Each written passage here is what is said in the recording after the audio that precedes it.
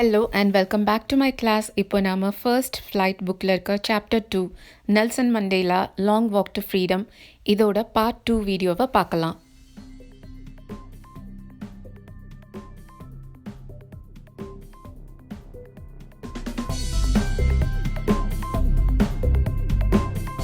இந்த லெசனோட பார்ட் 1 வீடியோவோட லிங்கை நான் டிஸ்கிரிப்ஷன் பாக்ஸில் கொடுத்துருக்கேன். பார்க்காதவங்க அங்கேருந்து போய் பார்த்துக்கோங்க. நம்ம போன வீடியோ முடிக்கும் போது நெல்சன் மண்டேலா 6 சவுத் ஆஃப்ரிக்கன் லீடர்ஸோட பேரை சொல்லி அவங்களோட சாக்ரிஃபைசஸ் எல்லாம் ரிமெம்பர் பண்ணிட்டு இருந்தார் இல்லையா? இப்போ அதோட கண்டினியூஷனை பார்க்கலாம். It is from these comrades in the struggle that I learned the meaning of courage. Comrades அப்படின்னா இங்கே ஒரே ஐடியாவோடு இருக்க ஃப்ரெண்ட்ஸ். இவங்க கிட்ட இருந்தால் அவர் கரேஜ் அப்படின்னா என்ன அப்படின்னு கற்றுக்கிட்டாராம். Time and again I have seen men and women risk and give their lives for an idea. Idea அப்படிங்கிறது இங்கே அவங்களோட கொள்கை. ஒரு முடிவு எடுத்துட்டு அதுக்காக அவங்களோட உயிரை கூட கொடுக்கறதுக்கு தயாராக இருந்தாங்களாம். மென் மட்டும் கிடையாது, விமென் கூட அவங்களோட லைஃப்பை risk பண்ணாங்களாம். I have seen men stand up to attacks and torture without breaking, showing a strength and resilience that defies the imagination. Resilience அப்படின்னா என்ன ஒரு கஷ்டம் வந்தாலும் அதை தாங்கிட்டு அதிலிருந்து மீண்டு வர்றது. நெல்சன் மண்டேலா நிறைய மென்னை பார்த்துருக்காராம். அவங்கெல்லாம் யார் அட்டாக் பண்ணாலும் டார்ச்சர் பண்ணாலும் கொஞ்சம் கூட பிரேக் ஆக மாட்டாங்களாம். அதாவது அவங்கெல்லாம் அவங்களோட ஐடியாவை மாற்றிக்க மாட்டாங்க. அவங்க ரொம்ப ஸ்ட்ராங்காக இருப்பாங்க. எந்த கஷ்டம் வந்தாலும் நம்மளால் இமேஜின் பண்ணி பார்க்க முடியாத அளவுக்கு கஷ்டம் வந்தால் கூட அதை தாங்கிக்கிற சக்தி அவங்கக்கிட்ட இருந்தது. I learned that courage was not the absence of fear, but the triumph over it. கரேஜ்னா என்ன, தைரியம்னா என்ன அப்படின்னா நமக்கு பயம் இல்லாமல் இருக்கிறது கிடையாது. நாம் பயத்தை ஜெயிக்கிறது. ட்ரையம்ஃப் அப்படின்னா விக்ட்ரின்னு அர்த்தம். பயத்தை ஜெயிக்கிறது தான் உண்மையான தைரியம். The brave man is not he who does not feel afraid, but he who conquers that fear. தைரியமானவன் அப்படின்னா யாரு, பிரேவ் மேன்னா யாரு, பயப்படாதவன் கிடையாது. யாரு பயத்தை ஜெயிச்சாங்களோ அவன்தான் brave man. No one is born hating another person because of the color of his skin or his background or his religion. பிறக்கும் போதே யாரும் வெறுப்பை கற்றுக்கிட்டு பிறக்கிறது கிடையாது. ஒருத்தரோட ஸ்கின் கலர் வேறு மாதிரி இருக்குது, அவர் வேறு ஒரு பேக்ரவுண்ட்லேருந்து வந்திருக்காரு, அவர் வேறு ஒரு ரிலீஜனை சேர்ந்தவர், அதனால நம்ம அவரை ஹேட் பண்ணணும் அப்படின்னு கற்றுக்கிட்டேவா நம்ம பிறந்து வரோம்? இல்லை, people must learn to hate. அப்படின்னா பீப்புள் பிறந்ததுக்கு அப்புறம் தான் ஹேட் பண்ணுறது எப்படிங்கிறத கற்றுக்குறாங்க. And if they can learn to hate, they can be taught to love, for love comes more naturally to the human heart than its opposite. ஒருத்தரால் hate பண்ணுறதை கற்றுக்க முடியும் அப்படின்னா அவங்களுக்கு லவ் பண்ணுறதையும் கற்றுக் கொடுக்க முடியும் இல்லையா? லவ் பண்ணுறது ரொம்ப ஈஸி, அது நேச்சுரலாக நம்ம மனசுக்குள்ளே எப்போவுமே இருக்குது. ஹேட்ரட் தான் நம்ம இங்கே கற்றுக்குறோம். அதனால் ஹேட் பண்ணுறத விட லவ் பண்ணுறது ரொம்ப ஈஸி.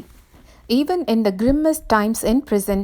நான் ஏற்கனவே சொன்னேன் இல்லையா, நெல்சன் மண்டேலா 27 இயர்ஸ் ப்ரிசனில் இருந்தார். கிரிம்மஸ்ட் டைம்னா டஃபஸ்ட் டைம். அந்த ப்ரிசனில் இருக்கும் போது ரொம்ப கஷ்டமான காலத்தில் when my comrades and I were pushed to our limits, அவங்களால தாங்கவே முடியாது அப்படின்ற அளவுக்கு அவங்கள அந்த ப்ரிசனில் ட்ரீட் பண்ணாங்க. அப்படி கஷ்டப்பட்டுட்டு இருந்த காலத்தில் I would see a glimmer of humanity in one of the guards.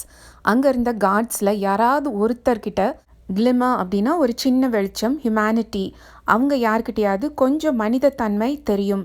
Perhaps just for a second, கொஞ்சம் நேரம்தான், but it was enough to reassure me and keep me going.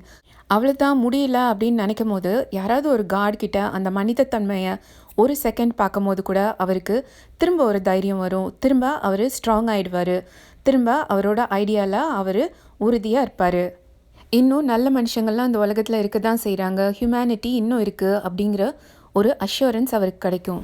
Mens goodness is a flame that can be hidden but never extinguished. மனுஷங்க கிட்ட இருக்க goodness, நல்ல குணம் எப்படிப்பட்டது அப்படின்னா நம்மளால் அதை ஹைட் பண்ண முடியும், ஆனால் அதை எக்ஸ்டிங்விஷ் பண்ண முடியாது. அதாவது ஒரு கேண்டில் வெளிச்சோன்னு வச்சுக்கோங்க, அதை நம்மளால் மறைச்சி வைக்க முடியும், ஆனால் அதை ஆஃப் பண்ண முடியாது, அணைக்க முடியாது. அதே மாதிரி எல்லா மனுஷங்களுக்குள்ளேயும் நல்ல மனசு அப்படிங்கிறது எங்கேயோ இருக்குது, அது எங்கேயோ மறைஞ்சிருக்கு, ஆனால் அது முழுசாக அழிஞ்சு போயிடலை. In life, every man has twin obligations. வாழ்க்கையில் ஒவ்வொரு மனுஷனுக்கும் 2 விதமான டியூட்டிஸ் இருக்குது. ஆப்ளிகேஷன்னா duty. Obligations to his family, to his parents, to his wife and children. ஒன்று பர்சனல், அதாவது அவன் வீட்டுக்கு செய்ய வேண்டிய டியூட்டிஸ், அவனோட பேரண்ட்ஸ்க்கு, ஒய்ஃபுக்கு, அவனோட சில்ட்ரனுக்கு அவன் இதெல்லாம் செய்யணும்னு கொஞ்சம் டியூட்டிஸ் இருக்கும்ல, அதெல்லாம் ஃபர்ஸ்ட். செகண்ட் என்னென்னா, he has an application to his people, his community, his country.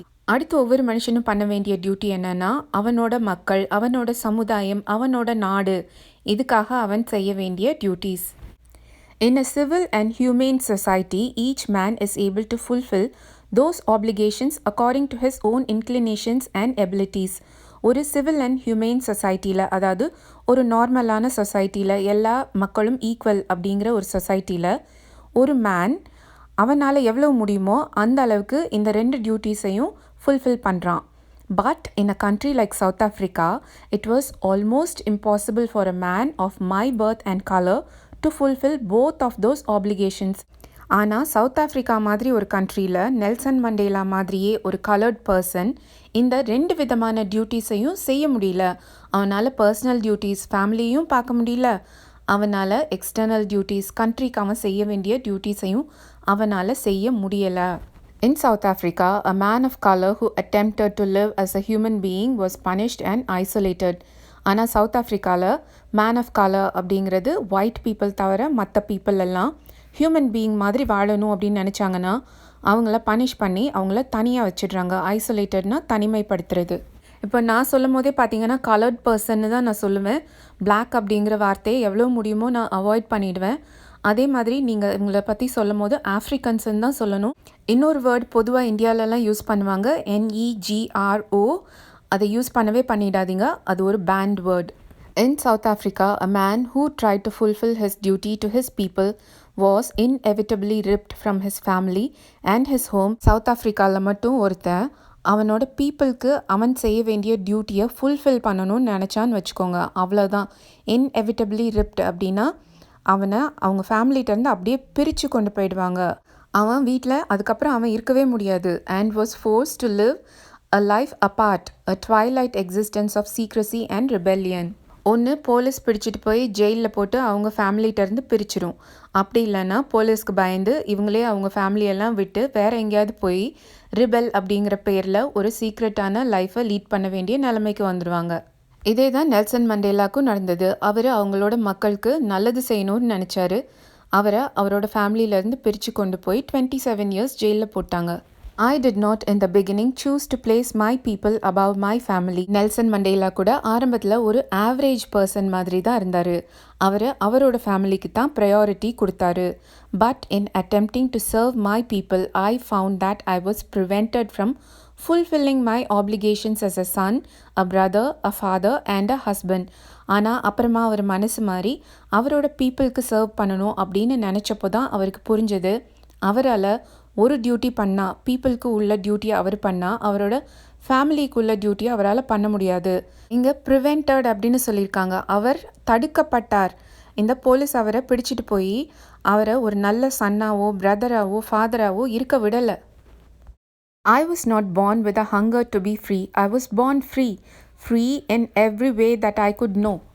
Mandela சொல்கிறாரு, நான் பிறக்கும் போதே நான் ஃப்ரீயாக இருக்கணும் அப்படின்னு நினச்சிட்டே ஒன்றும் பிறக்கலை. ஏன்னா நான் பிறக்கும் போது ஃப்ரீயாக தான் பிறந்தேன்.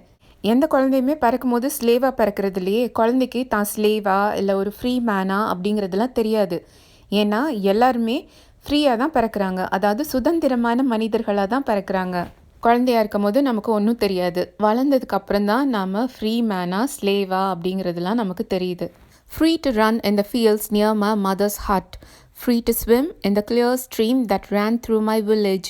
Free to roast mealies under the stars and ride the broad backs of slow-moving bulls. Mandela தன்னோட சின்ன வயசில் எவ்வளோ ஃப்ரீயாக இருந்தார். அவருக்கு அந்த கண்ட்ரியில் இருந்த சுச்சுவேஷனில் புரியாமல் இருந்தப்போ அவர் என்ன பண்ணுவார்னா, அவர் அம்மாவோட ஹட்டுக்கு பக்கத்தில் இருந்த ஃபீல்டுலெல்லாம் ஃப்ரீயாக ஓடுவார். அவரோட ஊரில் ஓடின கிளியர் ஸ்ட்ரீம் சின்ன ஓடையில் ஸ்விம் பண்ணுவார். அப்புறம் ராத்திரியில் அவங்க மீலீஸ் அப்படின்னா கார்ன், அதை ரோஸ்ட் பண்ணி சாப்பிடுவாங்க. அப்புறம் மெதுவாக நடந்து போயிட்டுருக்க புல்ஸோட முதுகுலெல்லாம் ஏறி சவாரி பண்ணுவாங்க. As long as I obeyed my father and abided by the customs of my tribe, I was not troubled by the laws of man or God. ஒரு சின்ன பையனா அவர் அவங்க அப்பா சொல்கிறதெல்லாம் கேட்டுட்டு அவங்களோட ட்ரைப் அவங்க குரூப் இருக்காங்கல்ல அவங்களுக்குன்னு ஒரு கஷ்டம் இருக்கும் அதெல்லாம் ஃபாலோ பண்ணிகிட்டு இருந்தாருனாலே போதும். வெளி உலகத்தில் மனுஷங்களோட லாஸ் அப்புறம் கடவுளோட லாஸ் இதெல்லாம் அவரை எந்த விதத்துலேயும் தொல்லை பண்ணதே கிடையாது. ஏன்னா குழந்தைங்களோட உலகம் ரொம்ப சின்னது. அவங்களுக்கு வெளியில் என்ன நடக்குது, அடல்ட்ஸோட வேர்ல்டு என்ன அப்படிங்கிறதெல்லாம் புரியவே புரியாது. It was only when I began to learn that my boyhood freedom was an illusion, when I discovered as a young man that my freedom had already been taken from me, that I began to hunger for it. Illusion அப்படின்னா ஏதாவது ஒன்று இருக்கிற மாதிரி தெரியும், ஆனால் அது நிஜத்தில் இருக்காது, மாயை அப்படின்னு சொல்லுவோம்ல. அவர் வளர்ந்து பெரியவனானதுக்கப்புறம் தான் அவருக்கு தெரியுது பாய்ஹுட்டில் அவர் ஃப்ரீடம்னு நினச்சிட்டு இருந்தார்ல, அப்படி ஒன்று இல்லவே இல்லை. ஏன்னா அவரோட ஃப்ரீடமை அவர்கிட்ட இருந்து ஏற்கனவே பறிச்சிட்டாங்க அப்படிங்கிற விஷயம் அவருக்கு அப்போ தான் தெரியுது. அப்போ தான் அவருக்கு அந்த ஹங்கர் ஃபார் ஃப்ரீடம் ஸ்டார்ட் ஆகுது. சொன்னார் இல்லையா, நான் சைல்ட்ஹுட்டில் பிறக்கும் போதே ஹங்கர் ஃபார் ஃப்ரீடமோட பிறக்கலை அப்படின்னு. எப்போ அந்த ஹங்கர் ஃபார் ஃப்ரீடம் அவருக்கு வந்தது அப்படின்னு இப்போ தான் சொல்கிறாரு. At first, as a student, I wanted freedom only for myself, the transitory freedoms of being able to stay out at night, read what I pleased and go where I choose. அவர் ஒரு ஸ்டூடெண்ட்டாக இருக்கும்போது அவர் மட்டும் சுதந்திரமாக இருந்தால் போதும் அப்படின்னு தான் நினச்சாரு. Transitory அப்படின்னா நாட் பர்மனெண்ட். அந்த வயசில் அவருக்கு என்ன மாதிரி ஃப்ரீடம் தேவைப்பட்டது அப்படின்னா, நைட்டில் ரொம்ப நேரம் வெளியில் இருக்கலாம், பிடிச்சதை படிக்கலாம், பிடிச்ச இடத்துக்கு போகலாம், அந்த மாதிரி நாட் பர்மனெண்ட் ஃப்ரீடம்ஸ் தான் அவருக்கு முக்கியமாக இருந்தது. ஏன்னா அந்த வயசில் பேரண்ட்ஸ் எல்லாம் கொஞ்சம் ரெஸ்ட்ரிக்ட் பண்ணுவாங்கல்ல. அதே மாதிரி கவர்மெண்ட்லேருந்து கூட இந்த இடத்துக்கு கலர்ட் பீப்புளெலாம் வரக்கூடாது, இந்த டைமுக்கு மேலே இவங்கெல்லாம் வெளியில் போகக்கூடாது, அந்த மாதிரி ரெஸ்ட்ரிக்ஷன்லாம் இருந்தது. இந்த சின்ன சின்ன ரெஸ்ட்ரிக்ஷன்ஸ் தான் அவருக்கு பெருசாக தெரிஞ்சது. Later, as a young man in Johannesburg, I earned for the basic and honorable freedoms of achieving my potential, of earning my keep, of marrying and having a family, the freedom not to be abstracted in a lawful life. Mandela ஒரு young man ஆனதுக்கப்புறமா Johannesburg போயிட்டாரு. அங்கே போனதுக்கப்புறம் அவருக்கு என்ன மாதிரியான freedom தேவைப்பட்டது அப்படின்னா, பேசிக் அண்ட் ஆனரபிள், அடிப்படையாக கொஞ்சம் மரியாதையுடன் கூடிய ஒரு ஃப்ரீடம் அவருக்கு தேவைப்பட்டது. அவரோட திறமைக்கு ஏற்ற வேலை, அவரை சப்போர்ட் பண்ணிக்கிற அளவுக்கு பணம், அவருக்கு பிடிச்சவங்கள கல்யாணம் பண்ணிக்கணும், ஒரு குடும்பம் வேணும். அவர் லாவை மதித்து நடக்கிற வரைக்கும் அவருக்கு எந்த விதமான தடங்களும் அவரோட லைஃப்பில் வரக்கூடாது. அதுதான் அவருக்கு அப்போ ஃப்ரீடமாக பட்டது. But then I slowly saw that not only was I not free, but my brothers and sisters were not free. அப்புறமா தான் அவரை சுற்றி நடக்கிறதெல்லாம் கவனிக்க ஆரம்பிக்கிறாரு.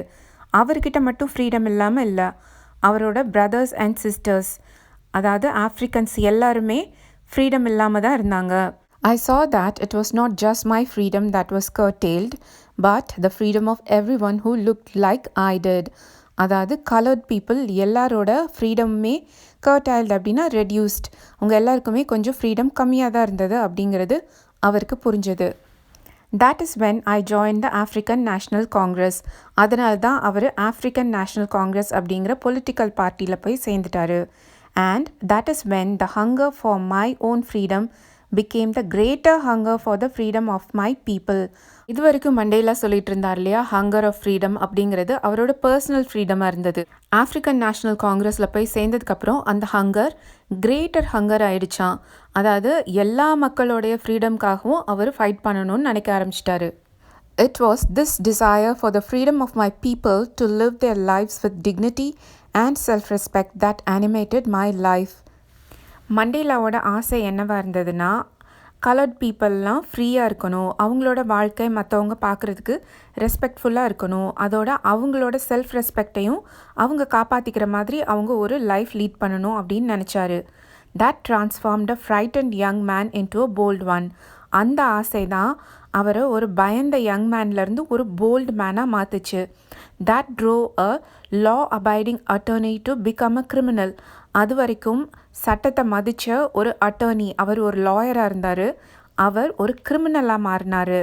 மண்டேலாவும் அவரோட ஃப்ரெண்ட் டாம்போவும் சேர்ந்து ஒரு லா ஃபர்ம் நடத்திட்டு இருந்தாங்க. அதுதான் அந்த கண்ட்ரிலேயே ஃபர்ஸ்ட் நான் ஒயிட் பீப்புள் நடத்தின லா ஃபர்மாக இருந்தது. அவர் லா படித்து லாவை மதிக்கிற ஒருத்தராக இருந்தார். ஆனால் அதுக்கப்புறம் கவர்மெண்ட்டுக்கு எதிராக அவர் வேலை செய்கிறாரு, அவர் ஒரு கிரிமினல்னு சொல்லி அவரை அரெஸ்ட் பண்ணி ப்ரிசனில் போட்டாங்க. That turned a family-loving husband into a man without a home. அவருக்கு ப்ரிசன் போனப்போ அவரோட ஃபேமிலியெல்லாம் விட்டு போக வேண்டியதாக இருந்தது. அவரோட குழந்தைங்களெல்லாம் விட்டுட்டு போக வேண்டியதாக இருந்தது. That forced a life-loving man to live like a monk. லைஃப்பை ஃபுல்லாக என்ஜாய் பண்ணணும் அப்படின்னு நினச்ச ஒருத்தர் ப்ரிசனில் போய் ஒரு சாமியார் மாதிரி வாழ வேண்டியிருந்தது. I am no more virtuous or self-sacrificing than the next man. ஒரு ஆர்டினரி மேனை விட நான் ரொம்ப உயர்ந்தவன், என்கிட்ட நல்ல குணங்கள் இருக்குது, இல்லை அவனை விட நான் நிறைய சாக்ரிஃபைஸ் பண்ணியிருக்கேன் அப்படின்லாம் சொல்ல மாட்டேன். But I found that I could not even enjoy the poor and limited freedoms I was allowed when I knew my people were not free. அவரோட பீப்புளெலாம் இப்படி ஒரு புவர் கண்டிஷனில் இருக்காங்க, கொஞ்சம் கூட ஃப்ரீடமே இல்லாமல் இருக்காங்க அப்படின்றத நினைக்கும் போது அவருக்கு கிடைச்ச கொஞ்சம் ஃப்ரீடமை கூட அவரால் என்ஜாய் பண்ணவே முடியல. Freedom is indivisible. ஃப்ரீடமை நம்ம இவங்களுக்கு ஃப்ரீடம் இருக்குது இவங்களுக்கு இல்லை அப்படின்லாம் டிவைட் பண்ண முடியாது. The chains on any one of my people were the chains on all of them. ஒருத்தர் ஃப்ரீயாக இல்லைன்னா கூட எல்லாருமே ஃப்ரீயாக இல்லைன்னு தான் அர்த்தம். The chains on all of my people were the chains on me. என்னோட பீப்புள் மேலே இருக்க செயின்ஸ் எல்லாம் என் மேலேயும் இருக்க செயின்ஸ் மாதிரி. அவங்க ஃப்ரீயாக இல்லைன்னா நானும் ஃப்ரீயாக இல்லை அப்படின்னு தான் அர்த்தம். I knew that the oppressor must be liberated just as surely as the oppressed. இங்கே oppressor யார் அப்படின்னா ஒயிட் பீப்புள். அவங்க இந்த கலர்ட் பீப்புளை கண்ட்ரோல் பண்ணி வச்சுருக்காங்க, அவங்களோட ஃப்ரீடம் எல்லாம் கர்டைல் பண்ணி வச்சுருக்காங்க. இந்த கலர்ட் பீப்புள் தான் இங்கே oppressed. அவங்க வந்து ஒயிட் பீப்புளோட கண்ட்ரோலுக்கு கீழே இருக்காங்க. மண்டேலா என்ன சொல்ல வர்றாருன்னா, இந்த கலர்ட் பீப்புள் மட்டும் அவங்களோட ஃப்ரீடமை லூஸ் பண்ணலை, ஒயிட் பீப்புளும் கூட அவங்களோட ஃப்ரீடமை லூஸ் பண்ணிட்டு தான் இருக்காங்க. அது எப்படி? A man who takes away another man's freedom is a prisoner of hatred. ஒரு மனுஷனோட ஃப்ரீடமை பறிக்கிறவன் யார் அப்படின்னா prisoner of hatred. அவங்க ஒன்றும் ஃப்ரீயாக இல்லை, அவங்களும் ஹேட்ரட் அப்படிங்கிற ப்ரிசனுக்குள்ளே மாட்டிட்டு தான் இருக்காங்க. அதனால அவங்களையும் நம்ம லிபரேட் பண்ணணும். He is locked behind the bars of prejudice and narrow-mindedness. இப்படிப்பட்டவங்கெல்லாம் ப்ரெஜிடிஸ் அப்படின்னா ஒரு காரணமே இல்லாமல் யாரையாவது வெறுக்கிறது. நேரோ மைண்டட்னஸ் அப்படின்னா ஒரு ப்ராட் விஷன் இல்லாமல், நம்ம கம்யூனிட்டி, நம்ம பீப்புள், நம்ம கண்ட்ரி, அந்த மாதிரி ஒரு ப்ராட் விஷன் இல்லாமல் தன்னை பற்றி மட்டுமே, தன்னோட ஒரு குரூப்பை பற்றி மட்டுமே நினைக்கிறது தான் நேரோ மைண்டட்னஸ். ஸோ இந்த பீப்புளெலாம் வந்து ப்ரெஜிடிஸ், நேரோ மைண்டட்னஸ் அப்படிங்கிற 2 பார், அதாவது கம்பி போட்ட ஒரு ப்ரிசனில் மாட்டிகிட்ருக்காங்க. I am not truly free if I am taking away someone else's freedom, just as surely as I am not free when my freedom is taken from me. இப்போது என்னை யாராவது கண்ட்ரோல் பண்ணுறாங்க, என்னோட ஃப்ரீடமை அவங்க வந்து ரெஸ்ட்ரிக்ட் பண்ணுறாங்க அப்படின்னா கண்டிப்பாக நான் ஃப்ரீயாக இல்லைன்னு தான் அர்த்தம். அது மட்டும் லாஸ் ஆஃப் ஃப்ரீடம் கிடையாது. இப்போ நான் இன்னொருத்தரை கண்ட்ரோல் பண்ணுறேன், அவரோட ஃப்ரீடமை நான் ரெஸ்ட்ரிக்ட் பண்ணுறேன்னா அப்போ அவர் மட்டும் ஃப்ரீடம் லூஸ் பண்ணல, நானும் சேர்ந்து என்னோட ஃப்ரீடமை லூஸ் பண்ணிடுறேன். The oppressed and the oppressor alike are robbed of their humanity. இந்த கலர்ட் பீப்புளெலாம் எவ்வளோ சஃபர் பண்ணாங்க அப்படிங்கிறது எல்லாருக்குமே தெரியும். அவங்களோட ஹியூமனிட்டியை அவங்க லூஸ் பண்ணிட்டாங்க. அதாவது அவங்கள ஹியூமன் பீயிங்ஸாகவே இந்த ஒயிட் பீப்புளெலாம் நடத்தவே இல்லை. ஒரு சைடு இந்த பிளாக் பீப்புளெலாம் ஹியூமனிட்டியை இழந்துட்டாங்க அப்படின்னா இன்னொரு சைடு ஒயிட் பீப்புள் அப்படி நடந்துக்கிறது மூலமாக அவங்களோட ஹியூமனிட்டியை இழந்துடுறாங்க. இப்போ ரெஸ்ட் ஆஃப் த வேர்ல்டு அவங்கள எப்படி பார்க்குது? இவங்கெல்லாம் ரேசிஸ்ட் அப்படின்னு சொல்கிறாங்க இல்லையா? ரேசிஸ்ட் அப்படிங்கிறது எவ்வளோ ஸ்ட்ராங்கான ஒரு வேர்டு. அதனால தானே சவுத் ஆஃப்ரிக்காவை எல்லா கண்ட்ரீஸும் பாய்காட் பண்ணிச்சு, பேன் பண்ணி வச்சுருந்தது. இந்த லெசன்லேருந்து நம்ம நிறைய நல்ல விஷயங்கள் கற்றுக்கணும். நாம் ஒருத்தரோட ஃப்ரீடமை அவங்கக்கிட்டேருந்து பறிக்கிறதுனால நாம் நம்மளோட ஃப்ரீடமை லூஸ் பண்ணிடுறோம், நம்மளும் ப்ரிசனர் ஆஃப் ஹேட்ரட் ஆகிடுறோம். அதனால் யாரையும் ஹேட் பண்ணக்கூடாது, எல்லாரையும் ஈக்குவலாக நடத்தணும். இந்த லெசன் உங்கள் எல்லாருக்கும் நல்லா புரிஞ்சிருக்கும்னு நினைக்கிறேன். உங்களுக்கு இந்த லெசன் யூஸ்ஃபுல்லாக இருந்தால் கண்டிப்பாக இந்த வீடியோவை லைக் பண்ணுங்கள், எனக்கும் காமெண்ட் பண்ணி சொல்லுங்கள். For more such videos, hit the subscribe button, keep the bell icon on, like the video and share the video with your classmates and friends. See you in next class.